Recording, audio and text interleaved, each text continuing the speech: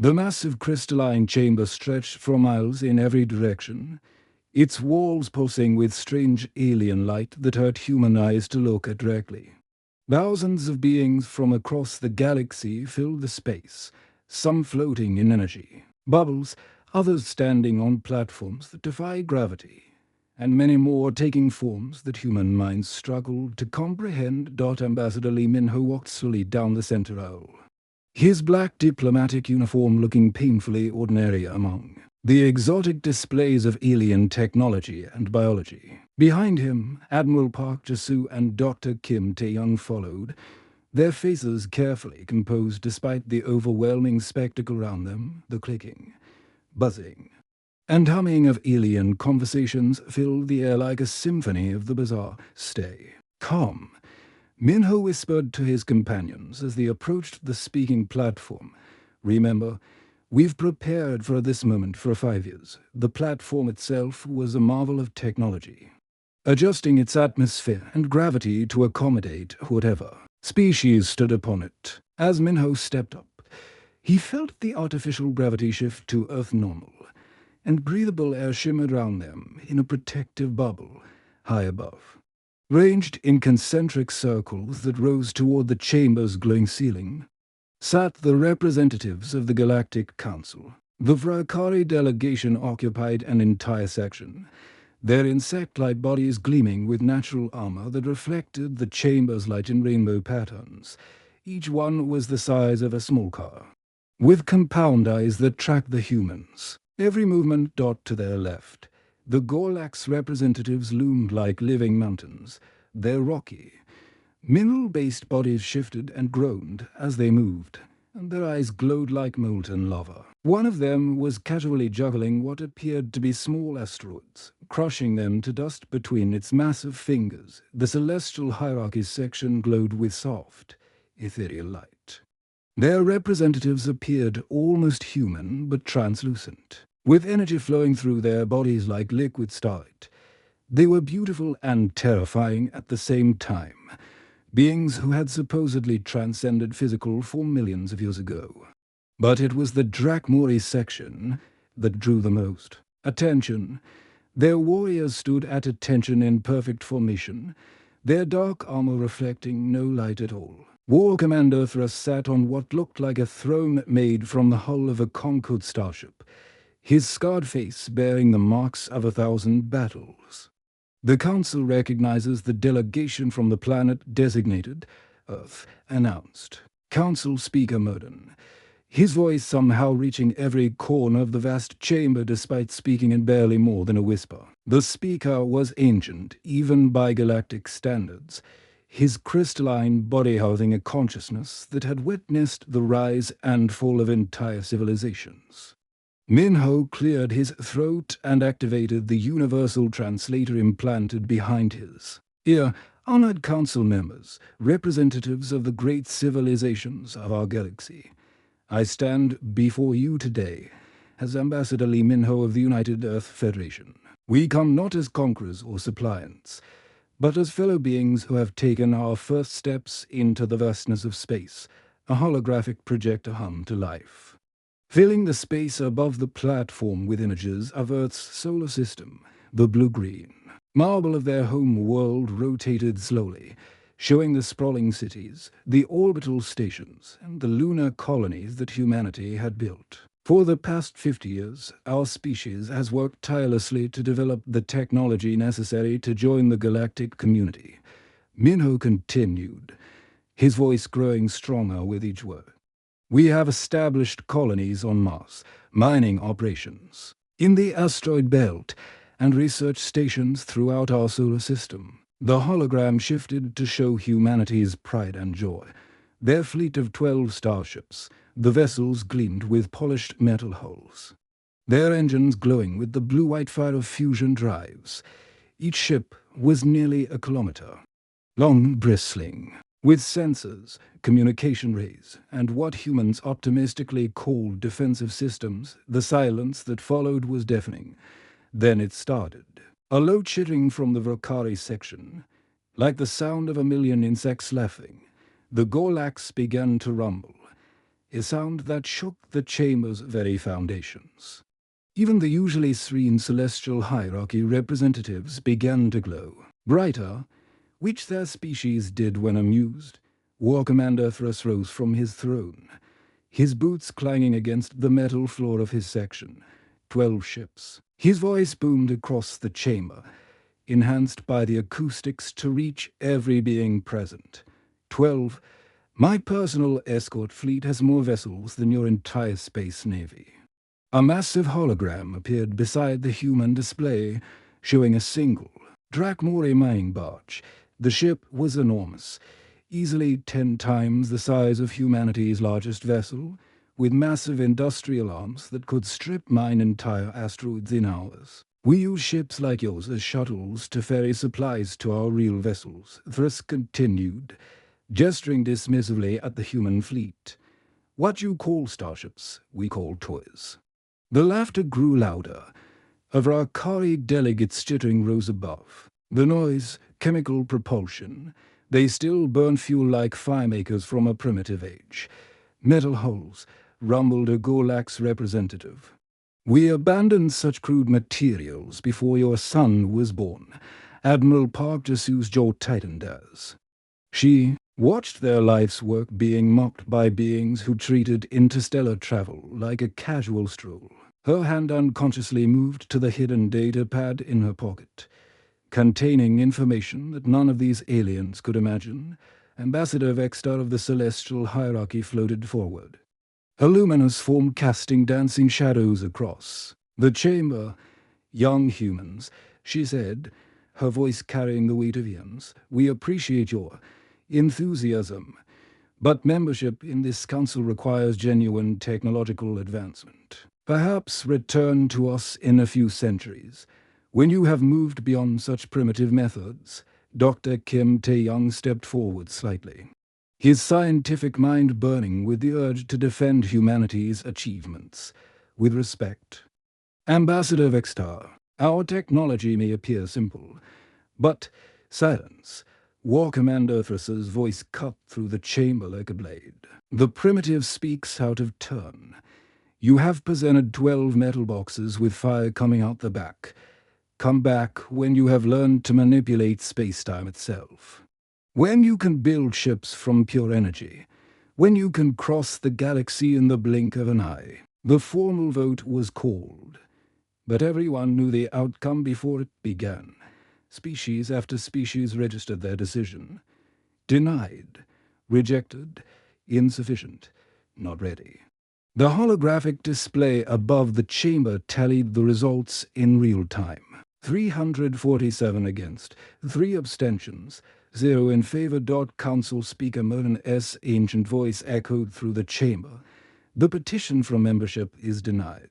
The species known as humans may reapply when they demonstrate genuine technological capability worthy of galactic recognition, as the human delegation prepared to leave. War Commander Thrust couldn't resist one final insult. Don't take it too personally, primitives. Not every species is destined to master the stars. Some are meant to stay on their little worlds, playing with their metal toys. The laughter followed them all the way to the chamber's exit.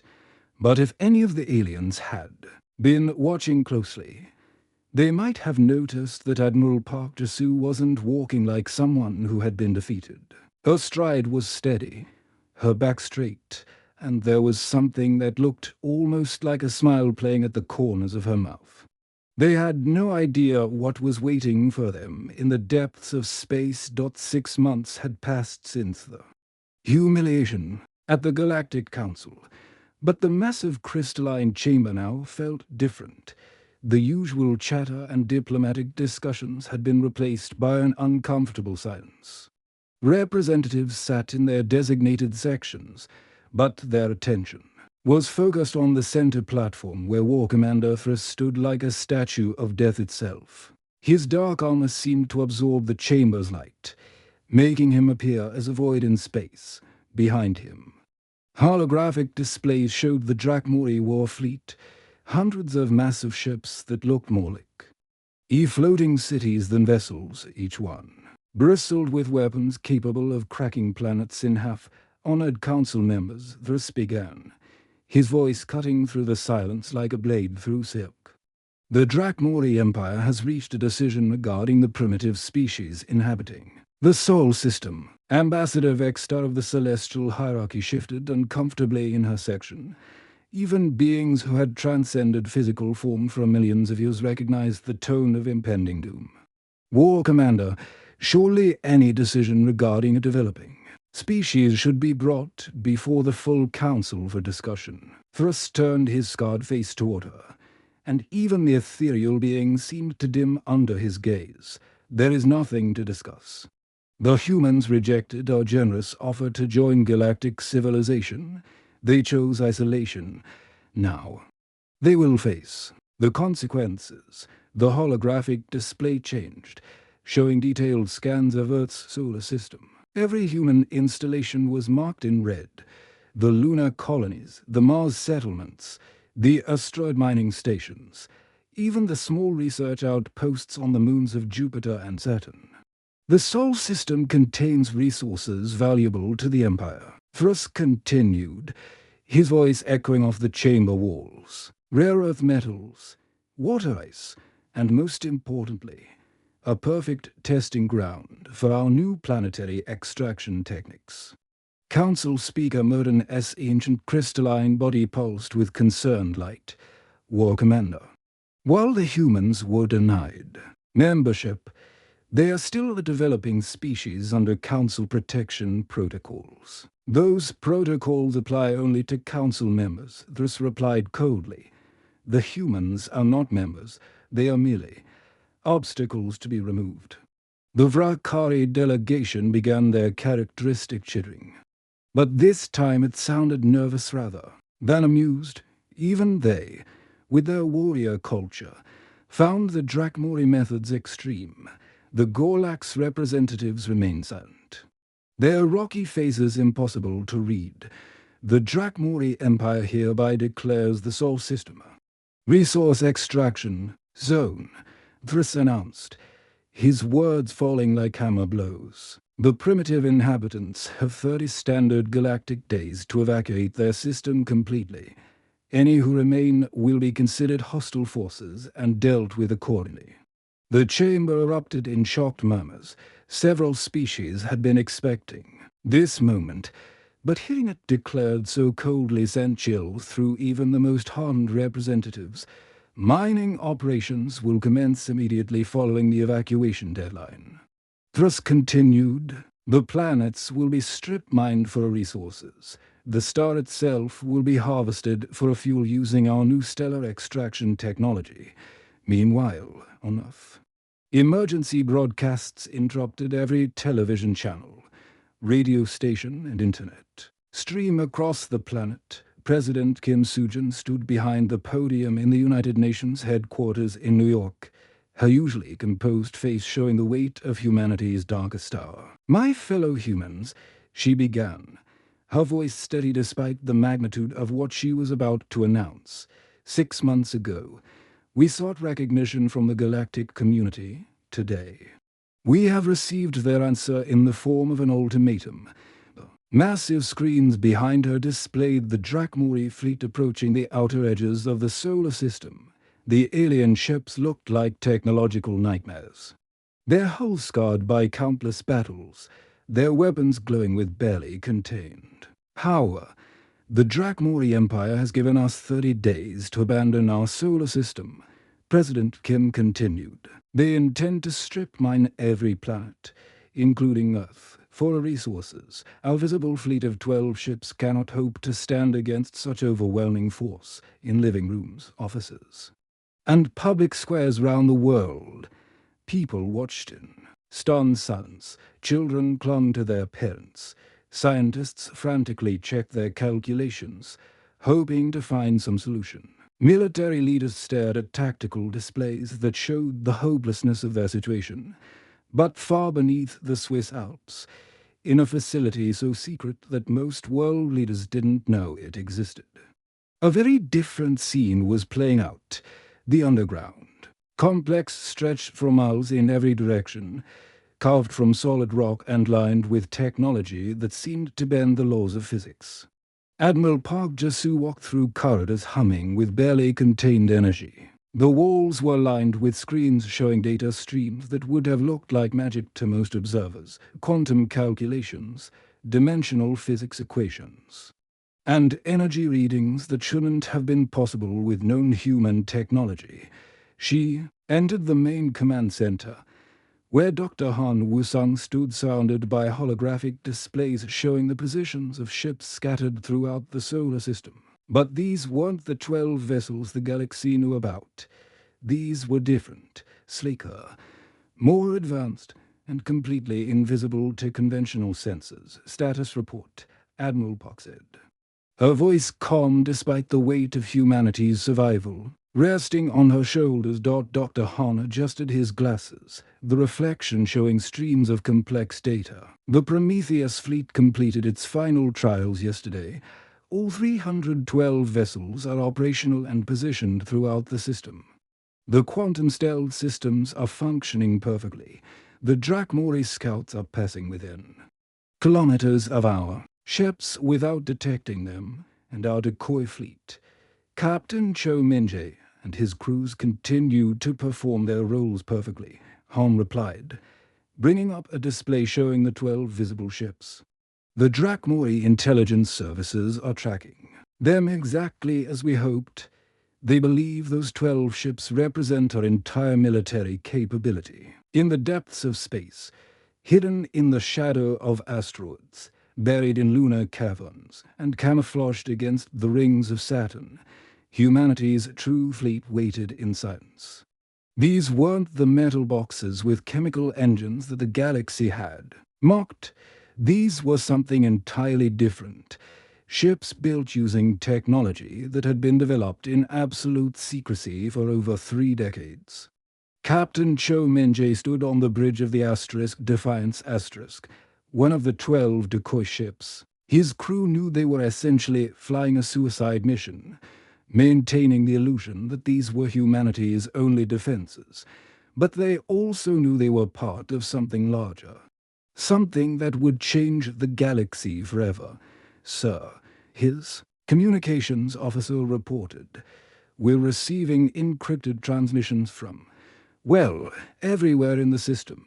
Cho smiled grimly. The real fleet was finally ready to reveal itself on Earth, in hidden bunkers and secret facilities. Technicians made final preparations. Weapon systems that existed only in theory were brought online, engines that could fold. Space-time itself hummed to life. Defense systems that could make ships phase in and out of reality began their startup sequences. Dr. Han turned to Admiral Park, his face showing both exhaustion and excitement. 30 years of secret development.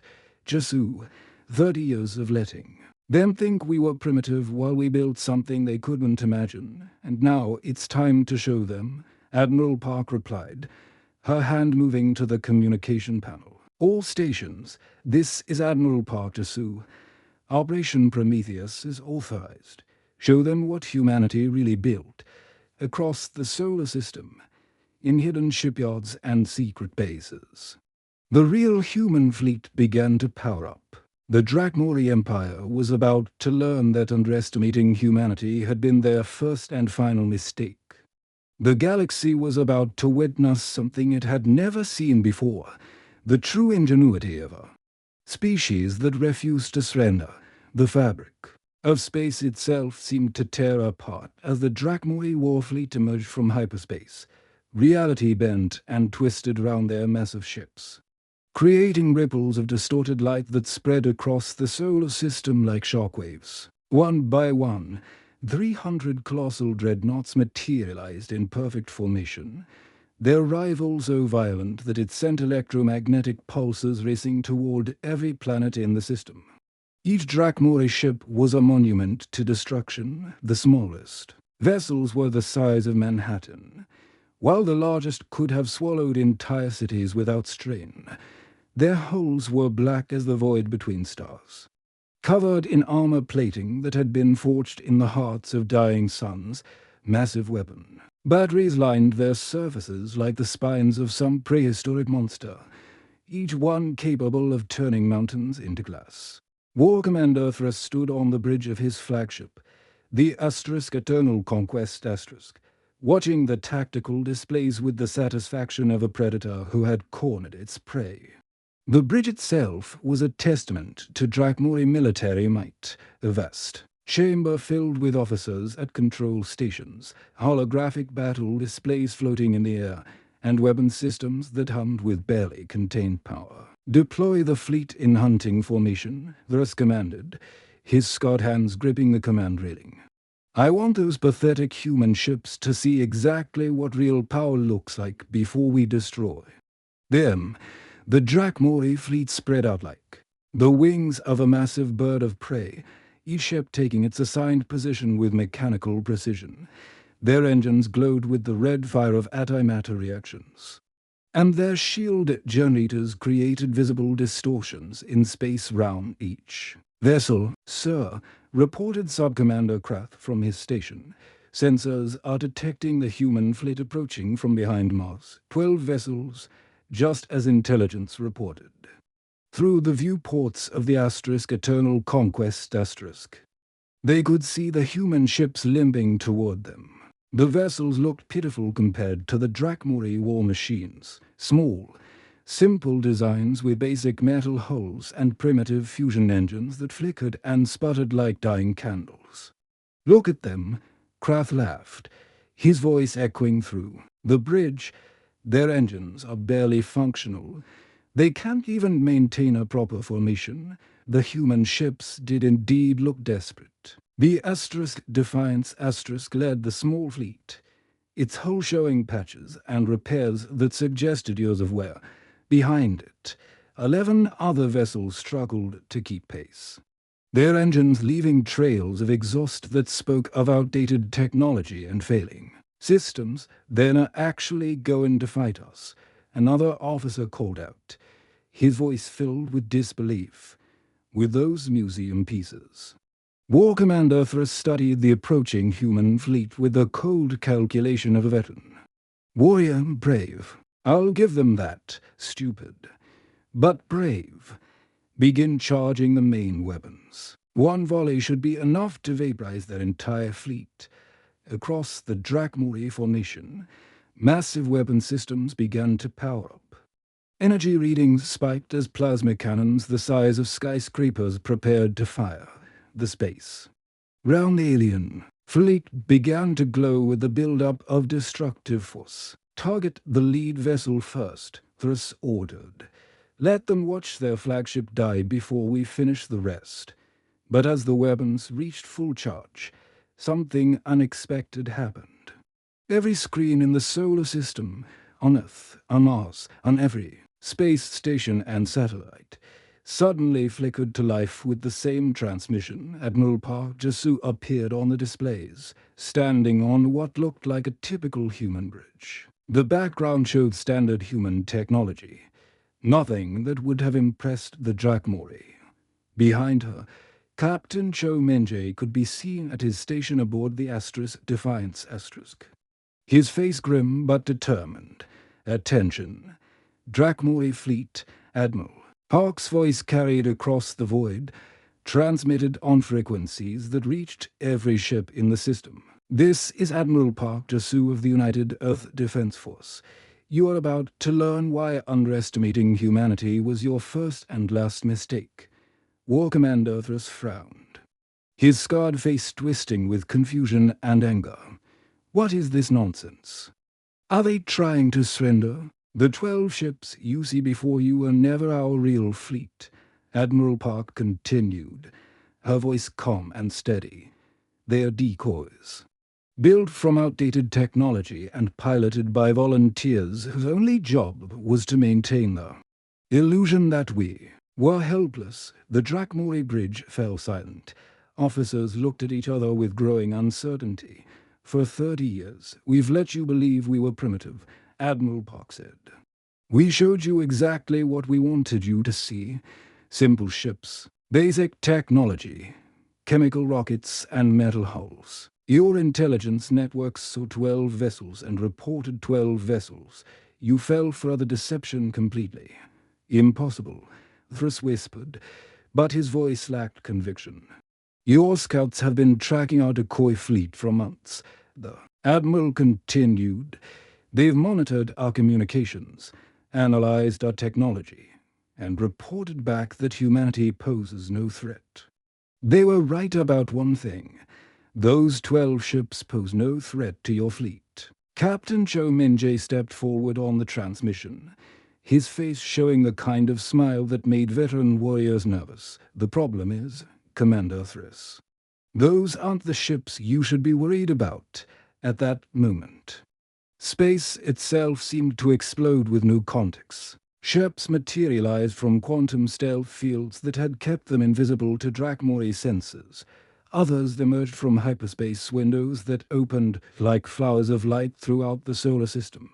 More vessels rose from the surfaces of asteroids, where they had waited in perfect camouflage, their hulls shifting from rock-like camouflage to gleaming metal. "Sir," the tactical officer's voice cracked with disbelief, "I'm reading massive energy signatures appearing throughout the system. Over 300 human vessels all around us." The human fleet that revealed itself was unlike anything in galactic history. These weren't the crude metal boxes the galaxy had mocked. These ships flowed like living things, their hulls seeming to shift and adapt as they moved. Weapons ports opened along their surfaces that hadn't been visible seconds before. The vessels moved with impossible coordination, as if they were all parts of a single organism. Impossible. Thruss breathed, watching as his tactical displays filled with red contacts. Our intelligence showed only 12 ships. How did they hide an entire fleet? Captain Lee Hyun-woo's voice came over the communication channel from the lead battleship Terra's Fury *. Your intelligence saw exactly what we wanted you to see, Commander. We've had 30 years to prepare for this moment. 30 years to develop technology your empire can't even imagine. The human ships moved in ways that defy physics as the Drakmori understood it. Some seemed to phase in and out of reality, appearing solid one moment and translucent the next. Others split apart into smaller vessels that moved like schools of fish around the larger Drakmori ships. How is this possible? Sub-Commander Kraft demanded, staring at sensors that showed energy readings beyond anything in their databases, while you rested on the achievements of your ancestors. Admiral Park's voice continued. We innovated, while you relied on brute force and intimidation. We developed subtlety and deception, while you left at our primitive technology. We built something entirely new. The Terra's Fury moved closer to the Drakmori flagship, its hull rippling with energy fields that seemed to bend light round it. The ship was beautiful and terrifying at the same time, like a work of art that could destroy planets. You wanted to see real starships, Captain Lee said, his voice carrying the weight of 30 years of secret development. Congratulations. You're looking at them. War Commander Thruss gripped his command railing so tightly that the metal began to creak. All ships, battle stations. We may be outnumbered, but we're Drakmori. We do not yield to primitives. But even as he gave the order, he could see the doubt in his officers' faces. The human fleet surrounding them represented technology that shouldn't exist, capabilities that went beyond anything in their experience. Sir, his weapons officer reported, the humans are powering up weapons systems, but our sensors can't identify the energy signatures, whatever they're using. It's not in our databases. The moment of truth had arrived. The galaxy was about to witness something it had never seen before. The true face of humanity when cornered and underestimated. The real war was about to begin. The first shots of the battle came from the Drakmori flagship itself. War Commander Thriss, desperate to regain control of a situation spiraling beyond his understanding, gave the order that would change galactic history forever. All ships open fire. Show these primitives the power of the Drakmori Empire. The response was immediate and devastating. 300 Drakmori dreadnoughts unleashed their full fury at once. Plasma cannons the size of city blocks roared to life, sending streams of superheated matter racing across space at near light speed. Each blast contained enough energy to boil entire oceans, to turn mountain ranges into molten glass. The beams struck the human fleet with the force of miniature suns. The light was so intense that it temporarily blinded sensors across the solar system on Earth. People watching the battle through telescopes had to look away as the sky lit up like day. But when the light faded, the impossible happened. The human ships were still there. Not only were they still there, they appeared completely undamaged. Their hulls gleamed with a strange inner light, as if they had somehow absorbed the devastating attack and transformed it into something else entirely. What are those hulls made of? Sub-Commander Krath stammered, his voice cracking, as he stared at sensor readings that made no sense. Sir, our plasma cannons should have vaporized those ships instantly.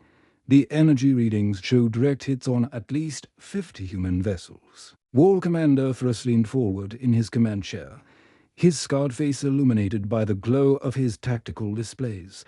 Run the sensor sweep again. There must be an error in the readings. Sir, I've run it 6 times. The readings are accurate. Somehow, the human ships absorbed our weapons fire without any apparent damage. What the Drakmori couldn't see was the miracle of human engineering that had just saved the fleet. Inside each human ship, quantum-entangled armor plating worked in perfect harmony with every other vessel in the fleet. When the Quantum Dawn took a direct hit from a plasmic cannon, the damage was instantly shared across 47 other ships in the fleet. When the Terra's Fury absorbed the impact of 3 simultaneous blasts, the energy was redistributed to over 100 vessels. Captain Somari stood on the bridge of the Quantum Dawn watching her damage control displays with satisfaction. Hull integrity at 98%. Her engineering officer reported. The quantum mesh absorbed the impact perfectly. Their turn, Son said, her finger hovering over the weapon's control. Let's show them what 30 years of secret development can do. The human response began with a single ship. The Quantum Dawn fired one weapon, a focused beam that looked almost insignificant compared to the massive plasma blasts the Drakmori had unleashed. But this wasn't plasma or conventional energy. This was something that shouldn't have existed according to known physics. The zero-point energy beam struck the lead Drakmori dreadnought's shields at the quantum level, disrupting the very particles that held the defensive barrier together. The shields didn't just fail. They collapsed so completely that they took half the ship's power grid with them. Impossible, breathed the Drakmori weapons officer aboard Thrus's flagship. That beam just unraveled our quantum shields. How is that possible? But the Quantum Dawn wasn't finished. Captain Song's next shot struck the dreadnought's hull directly. The zero-point beam didn't burn through the armor or melt it away. Instead, it convinced the molecules that held the hull together that they no longer wanted to be connected. The massive warship simply came apart, its hull dissolving like sand in the wind. The explosion that followed lit up half the solar system. A ship the size of a city died in seconds, consumed by its own power core as the hull breach reached the antimatter containment chambers, all human vessels. Admiral Park's voice echoed across the fleet communication channels. Execute pattern. Omega.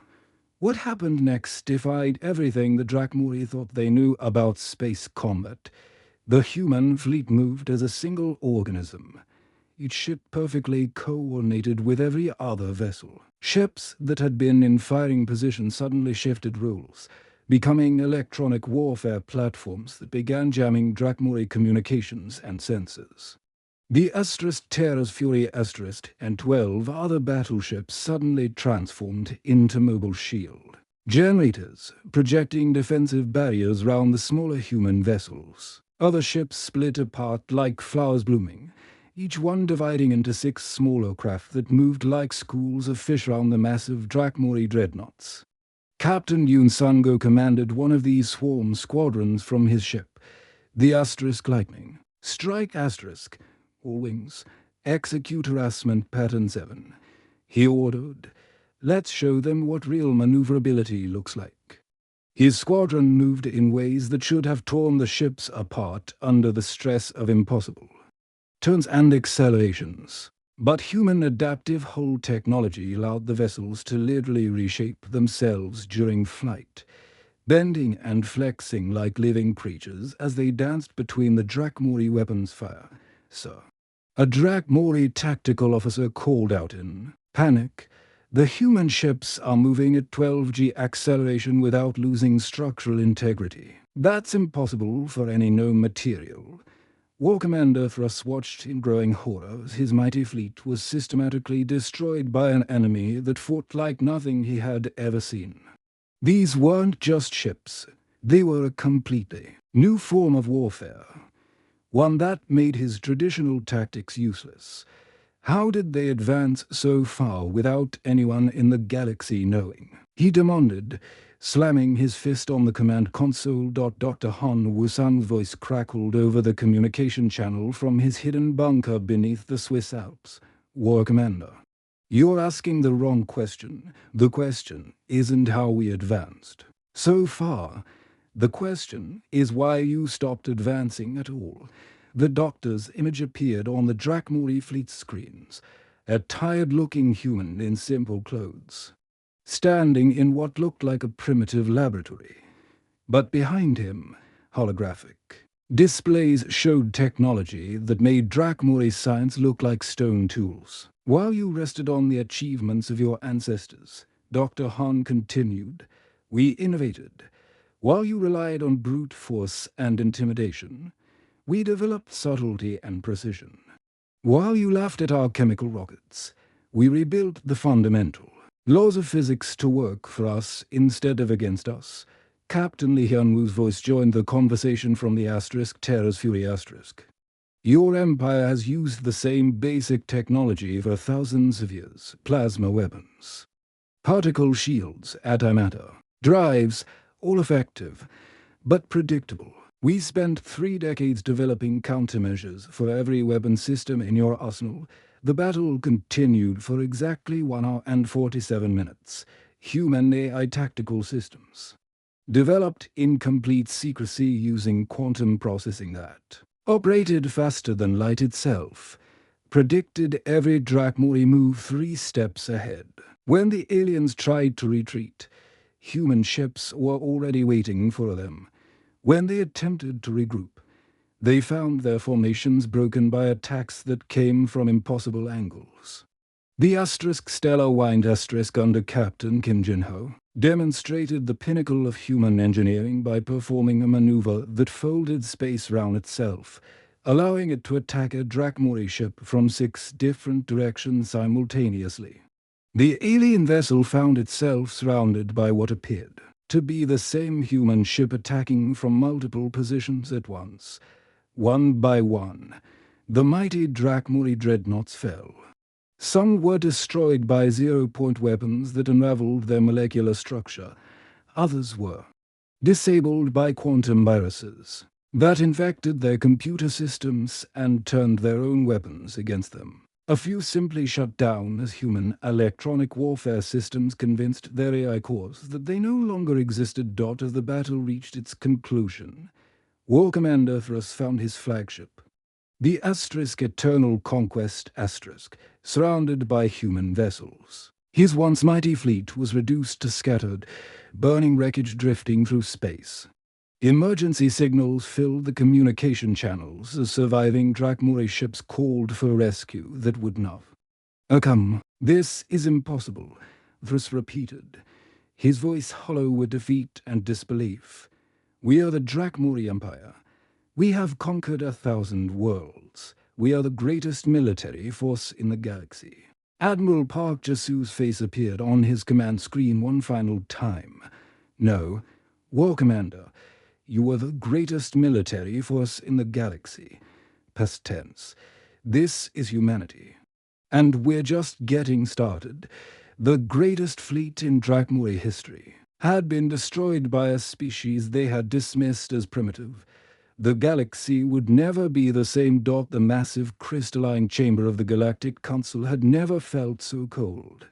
The same space that had echoed with mocking laughter just months ago now thrummed with nervous energy and barely suppressed panic. Emergency lighting cast strange shadows across the assembled representatives as they watched footage of humanity's impossible victory play on every screen in the chamber. The battle recordings showed scenes that defied everything the galaxy's greatest minds thought they knew about physics and warfare. Drakmori dreadnoughts, ships that had conquered entire star systems, dissolved like sugar in rain under human weapons fire. The mighty war fleet that had terrorized civilizations for millennia had been reduced to floating debris in less than 2 hours. Ambassador Lee Minho walked down the same aisle where he had been humiliated 6 months earlier. But now the atmosphere was completely different. Alien representatives who had once towered over him with arrogance now seemed to shrink into their seats. The Vrakari delegation's usual chittering was replaced by nervous silence. The Gorlax representatives sat motionless, their rocky faces unreadable, at their body language speaking of deep concern. Behind Minho, holographic displays materialized, showing the true scope of human achievement. Massive cities sprawled across the surface of Europa, their crystalline domes gleaming with internal light. Manufacturing complexes in the asteroid belt churned out technology that looked more like art than machinery. Research stations orbited every planet in the Sol system, including installations round gas giants that somehow floated in their upper atmospheres like impossible sky cities. Honored council members, Minho began, his voice carrying easily through the chamber's perfect acoustics. "You requested this emergency session to discuss the recent developments in the Sol system." Council Speaker Merton S. Ancient Crystalline body pulsed with unstable light patterns that betrayed his distress. "Ambassador Minho, the Council wishes to formally apologize for our previous oversight regarding humanity's capabilities. We clearly failed to recognize the true potential of your species." The speaker's voice, which had once carried the weight of absolute authority, now shook with uncertainty. "In light of recent events, the Galactic Council extends immediate membership to humanity, with full voting rights and access to all Council technologies and territories." The offer hung in the air like a peace treaty after a devastating war. Round the chamber, representatives leaned forward, waiting for humanity's response to what was essentially the galaxy's surrender. "No," Minho said. Simply, his voice calm, but carrying absolute finality. "We decline your offer." The chamber erupted in shocked murmurs and gasps. Several representatives stood up from their seats, their alien faces showing expressions of disbelief that translated across species barriers. The Vrakari began their characteristic chittering, but this time it sounded panicked rather than amused. Ambassador Vexstar of the Celestial Hierarchy floated forward, her luminous form blazing brighter with urgency. "Surely you cannot mean to reject Council membership. Ambassador Minho, consider the benefits: access to our trade networks, our scientific databases, our diplomatic protections. The same protections you offered when the Drakmori announced their intention to strip mine our solar system," Admiral Park Jasu asked as she stepped forward to join Minho. Her uniform was simple compared to the exotic garments worn by alien diplomats, but her presence commanded the chamber's attention. "For over 1,000 years," Admiral Park continued, This council has maintained the same rigid hierarchy, the same old species making the same old decisions, crushing innovation and dismissing younger civilizations as unworthy. You've created a galaxy where progress is discouraged and conformity is rewarded. Captain Li Hyunwoo materialized as a hologram from the bridge of the Terra's Fury *, which now orbited the Council station like a reminder of humanity's new power. "We're not interested in joining your club," he said bluntly. "Instead, we're starting our own." The Terror Accord, Admiral Park announced, and the chamber fell silent. An alliance based on cooperation rather than domination, innovation rather than stagnation, and mutual respect rather than hierarchical control. The response was immediate and dramatic. Throughout the chamber, representatives from dozens of species began standing up. These weren't the major powers who had long dominated council politics. These were the younger species, the ones who had been dismissed and ignored for decades. The reptilian saurids rose from their section, their scaled faces showing excitement. For the first time in council history, the crystalline lithoids pulsed with inner light as they expressed interest. The energy-based pulsarians flickered in patterns that translated to enthusiasm across multiple dimensions. "The Saurid Republic wishes to learn more about this Terror Accord," announced their representative, her voice carrying the hope of a species that had been waiting centuries for this moment. "As do the Lithoid Collective," added another voice, the crystal being's words resonating through the chamber like music. President Kim Soo-jun's image appeared on screens throughout the chamber, broadcasting from the United Nations headquarters on Earth. Behind her, the blue-green marble of humanity's homeworld rotated slowly, showing a planet that was no longer isolated but had become the center of a new galactic movement. "The Terror Accord will be founded on 3 unshakable principles," President Kim announced, her words carrying to every corner of known space. "First, mutual respect regardless of technological level or species development. Second, shared knowledge for the benefit of all members, with no species hoarding technology to maintain artificial advantages. Third, the absolute right of every species to chart its own destiny among the stars without interference from self-appointed galactic authorities." In the prisoner quarters aboard the human ship New Horizon War Commander Thruss watched the proceedings with a mixture of anger and grudging respect.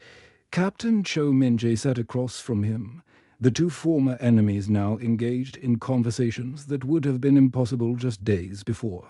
"You could have destroyed us all," Thruss admitted, his warrior's pride warring with the undeniable truth of humanity's victory. "Your weapons, your technology. You could have wiped out every Drakmori ship and claimed our territory. Destruction was never our goal," Min-jae replied, his voice carrying the weight of someone who had seen too much death. "We didn't fight you because we wanted to conquer or dominate. We fought because we wanted the freedom to exist, to grow, to explore the galaxy on our own terms. And now you have it," Thruss said quietly, "along with the loyalty of half the species in the galaxy." Back in the council chamber, the old powers watched in growing horror. Their millennia-old dominance crumbled before their eyes. Species after species announced their intention to withdraw from council territories and join humanity's growing alliance. Within hours, the Terror Accord represented more star systems, more resources, and more military power than the Galactic Council had ever controlled. The Drakmori Empire, what remained of it, was the first major power to request membership in the Terror Accord rather than face extinction. The Vrakari followed soon after, their warrior culture recognizing strength. When they saw it, even some factions within the celestial hierarchy began questioning their ancient leadership's decisions. Deep in his laboratory beneath the Swiss Alps, Dr. Han Wusung stood before massive viewports showing the launch bays where humanity's exploration fleets were preparing for departure. But these weren't just human ships. Alongside each sleek human vessel flew craft from dozens of different species, saurid science vessels, lithoid mining ships, pulsarian energy collectors and technologies, from civilizations that had never been allowed to share their innovations before. 30 years ago, they laughed at us, Dr. Han said to Admiral Park as they watched the mixed fleets disappear into hyperspace, bound for uncharted regions of the galaxy. They dismissed us as primitives playing with toys. They're not laughing. Now, Admiral Park replied, her eyes reflecting the light of distant stars. They're too busy trying to figure out how to survive in a galaxy where innovation matters more than ancient privilege. In the depths of space, Captain Saint-Mary's voice echoed across the communication systems of the Terra Accords' first joint exploration fleet. Her words carried the hopes and dreams of 100 different species, all united by humanity's refusal to accept the galaxy's limitations. This is Captain Saint-Mary of the Quantum Dawn *. Speaking for the Terra Accord exploration fleet, we are humanity, and we are allies. We go where others fear to tread. We build what others say cannot be built. We dream what others say cannot be dreamed. And we never, ever give up. The transmission reached every corner of known space, carrying a message that would reshape galactic civilization forever. The age of stagnation was over. The age of human-led innovation had begun. The galaxy would never be the same. ***, the end ***.